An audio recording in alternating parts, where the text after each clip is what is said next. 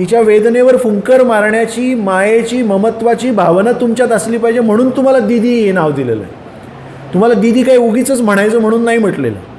त्याच्या मागची भूमिकाच ही आहे की तुमच्या खाकीमध्ये लपलेली जी तुमची घरातली गृहिणी आहे, जी मा पण आहे, आई पण आहे, ती तिथे पहिल्यांदा जागी होणार आहे आणि तिला ती प्रतिसाद देणं अपेक्षित आहे. आणि हे झालं नाही. तिथे 12-12 तास तिथे गुन्हा नोंदवून घेतला गेला नाही.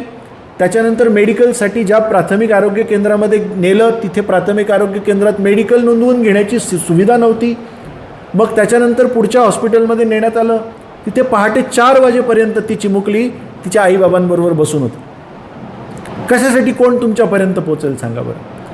तुम्हीच इन्व्हॉल्व नाही आहे, सगळेच इन्व्हॉल्व आहे याच्यामध्ये. सगळी सिस्टीम इन्व्हॉल्व आहे. मेडिकल करणारे डॉक्टर्स इन्व्हॉल्व आहेत, पोलीस यंत्रणा इन्व्हॉल्व आहे, सगळ्याच यंत्रणा इन्व्हॉल्व.